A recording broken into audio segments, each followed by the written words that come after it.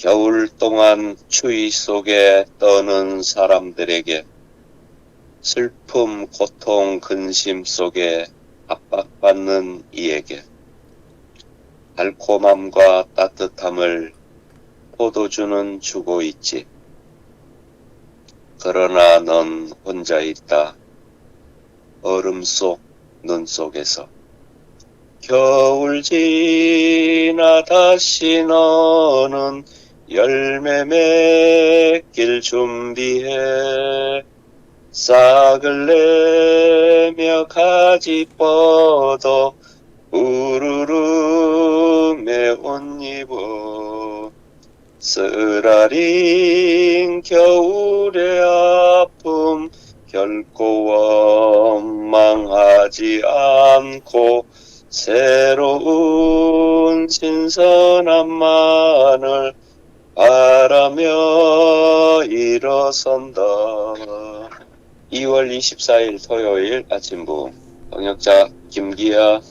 주 예수님. 아멘. 건축자이신 주님을 찬양합니다. 오늘은 빌립보서 2장 17절 말씀 보자. 여러분의 믿음의 희생 제물과 믿음의 봉사 위에 내가 전제물로 부어지더라도 나는 기뻐하며 여러분 모두와 함께 기뻐합니다. 아멘. 다음 디모데전서 4장 6절. 나는 이제 부어지고 있으며 내가 떠날 때가 가까이 왔습니다. 아멘. 아들아, 만일 우리가 제물에 관한 말씀들을 조각 그림 맞추기의 조각들처럼 함께 짜 맞춘다면 우리는 전제물이 주로 교회를 위한 것임을 볼 것이야. 전제물에 관한 최초의 언급은 창세기 35장에 있어. 성경에서 어떤 문제에 관한 최초의 언급은 그 문제에 관한 원칙을 결정한단다. 전제물에 대한 최초의 언급은 하나님의 건축물과 관련되는데 그 이유는 전제물이 기둥 위에 부어졌기 때문이야.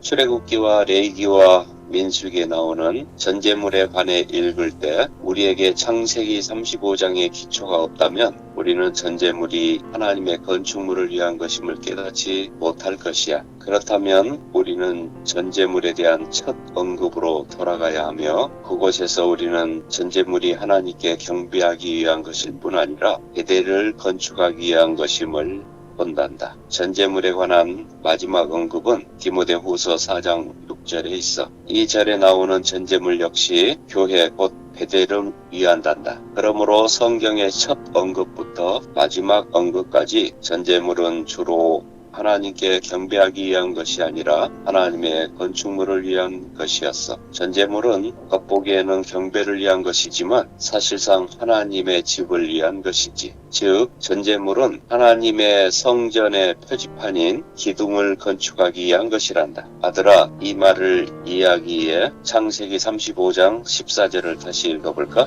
야곱은 하나님께서 자기와 말씀하시던 곳에 기둥 곧 돌기둥을 세운 다음 그 위에 전제물을 붓고 또 그 위에 기름을 부었다. 아멘. 구약에 있는 예표를 기초로 하여 바울은 자신을 믿는 이들의 믿음의 희생 제물과 믿음의 봉사 위에 부어지는 전제물로 여기게 되었단다. 여러 해 동안 바울은 그리스도로 채워지고 적셔질 정도에까지 이르기 위해 계속 그리스도를 마시며 누리고 있었지. 결국 하늘에 속한 포도주이신 그리스도로 말미암아 바울의 존재는 포도주의 성분으로 조성되었고 이러한 이유로 바울은 자기 자신을 그가 제사장으로서 하나님께 드린 희생 제물 위에 전제물로 부어지는 포도주로 여길 수 있었단다. 빌립보서 2장 17절에서 여러분의 믿음의 희생 제물과 믿음의 봉사라는 말은 빌립보 믿는 이들의 믿음이 하나님께 드려진 희생 제물이었고 또한 하나님을 섬기는 그들의 봉사가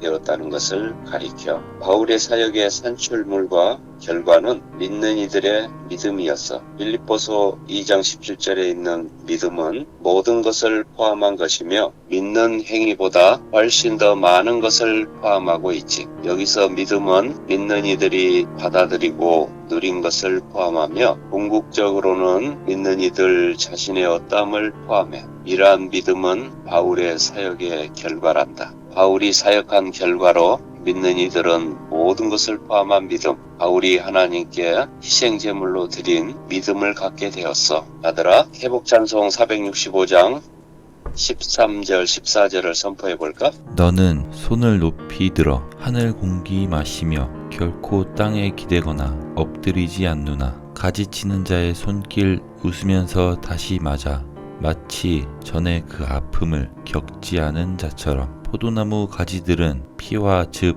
다 주지만 잃고 아픔 당하여도 가련해지지 않아. 포도주를 마시는 자 즐거움 기쁨 얻지만 얻고 마신 그들 과연 더 풍성해지는가? 잘했어. 전제물이 기본 제물을 필요로 한다는 구약의 원칙에 근거하여 바울은 믿는 이들의 그리스도에 대한 체험으로 조성된 믿음을 자신을 전제물로 부을 수 있는 기본 제물로 여겼단다. 하늘에 계신 하나님은 틀림없이 이러한 상황으로 인해 매우 기뻐하셨을 것이야. 하나님께서 기본 제물인 믿음을 보시고 이에 더해 전제물을 보실 때 분명 얼마나 기뻐하셨겠니?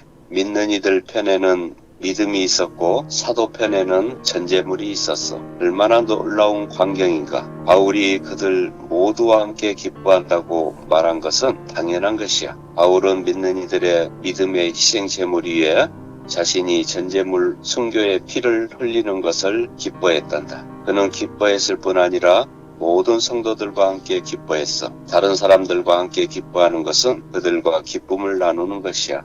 사도는 빌립보 사람들의 믿음을 위해 순교하면서 그들과 함께 기쁨을 나누었어. 이것은 사도가 그들을 축하하고 있었다는 것을 암시한단다. 나는 삼일 하나님 역시 그러한 기쁘고 즐거운 광경에서 바울과 함께 기뻐하고 계셨다고 확신해. 이처럼 전제물이 되려면 우리는 주님으로 채워지고 적셔져야 해. 오직 이러한 방식으로만 우리는 전제물이 되게 하는 영적인 조성을 가질 수 있단다. 우리 같은 죄인들이 하나님의 만족을 위해 하늘에 속한 포도주로 조성될 수 있다는 것은 얼마나 엄청난 일인가. 아들아, 찬송 465장 마지막 15절과 16절도 함께 선포하고 마치자. 얻은 것에 있지 않고 잃은 것에 있다네. 마신 것에 있지 않고 쏟은 것에 있다네. 여기에서 나타나네.